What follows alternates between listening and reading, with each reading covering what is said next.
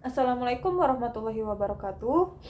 Perkenalkan, nama saya Hasya Marisanti dengan NIM 22513129 dari Prodi Teknik Lingkungan, Fakultas Teknik Sipil dan Perencanaan.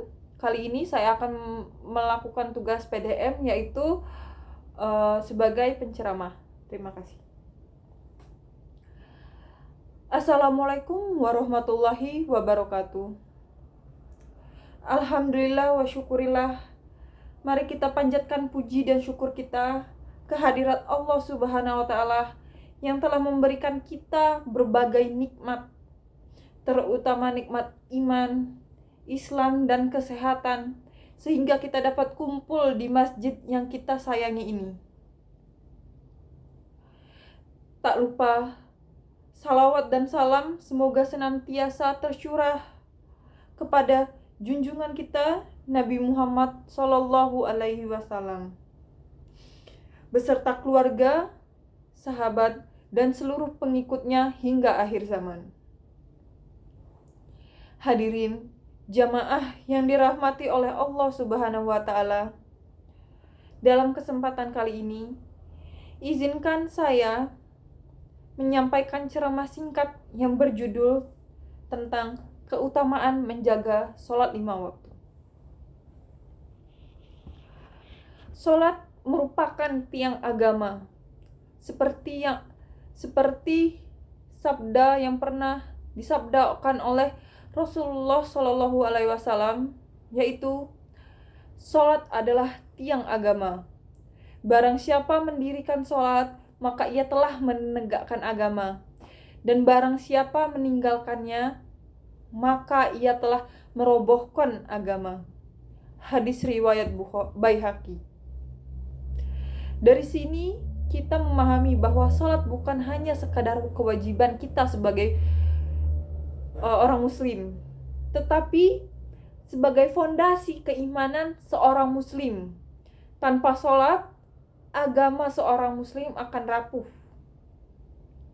Hadirin sekalian, Allah Subhanahu wa taala telah memerintahkan sholat 5 waktu dalam Al-Quran. Firman Allah dalam surat Al-Baqarah ayat 43 yang berisi, dan didirikanlah sholat, tunaikanlah zakat, dan rukuklah berserta orang-orang yang rukuk. Perintah ini bukan hanya sebatas kewajiban kita sebagai orang muslim, tetapi menjadi tanda keimanan dan ketakwaan kita sebagai orang muslim kepada Allah Subhanahu wa taala. Perintah ini bukan hanya sebatas kewajiban, melainkan sebagai tiang agama sebagai orang muslim. Mungkin kalian bertanya-tanya, kenapa kita harus melakukan sholat? Kenapa kita harus menjaga sholat 5 waktu ini?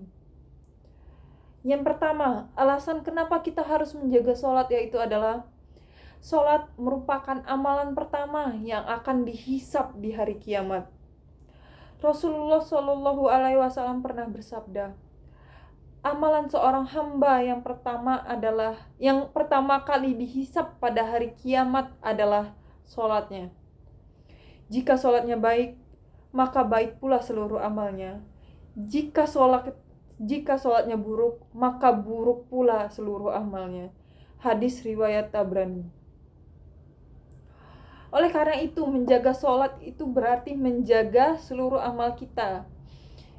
Sholat itu juga menjadi sebagai penghapus dosa-dosa kecil kita yang pernah kita lakukan di dunia.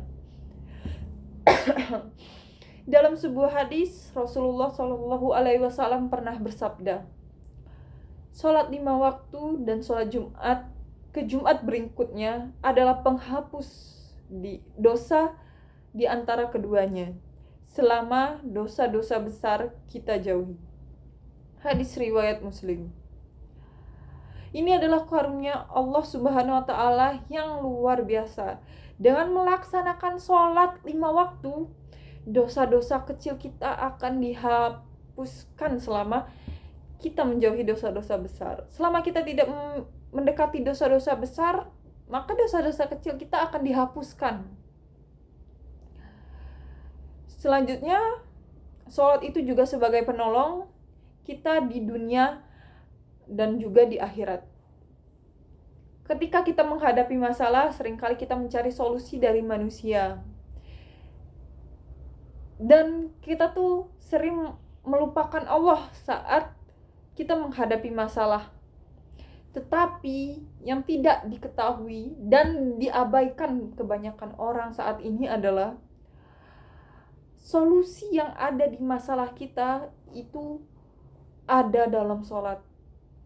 Dalam surat Al-Baqarah ayat 153, Allah berfirman, "Hai orang-orang yang beriman, jadikanlah sabar dan sholat adalah sebagai penolongmu. Sesungguhnya Allah bersama orang-orang yang sabar." Dengan sholat, hati kita akan lebih tenang, merasa masalah itu lebih ringan. Masalah semua yang ada di pundak kita itu akan jatuh-jatuh karena kita selalu berserah diri kepada Allah Subhanahu wa Ta'ala, yang masalah kita itu dihilangkan dari kita. Hadirin jamaah yang berbahagia, apakah hal sebelumnya itu sudah ada di kenyataan? Tidak juga. Masih banyak di antara kita yang lalai dalam menjaga sholat. Ada yang menunda-nunda waktu sholat, bahkan ada yang meninggalkan sholat sama sekali. Yang tidak melakukan sholat masih ada. Padahal sholat merupakan salah satu identitas kita sebagai orang muslim. Orang muslim wajib melakukan sholat. Sebagai contoh, jika kita bisa tepat waktu saat menghadiri suatu rapat atau kelas atau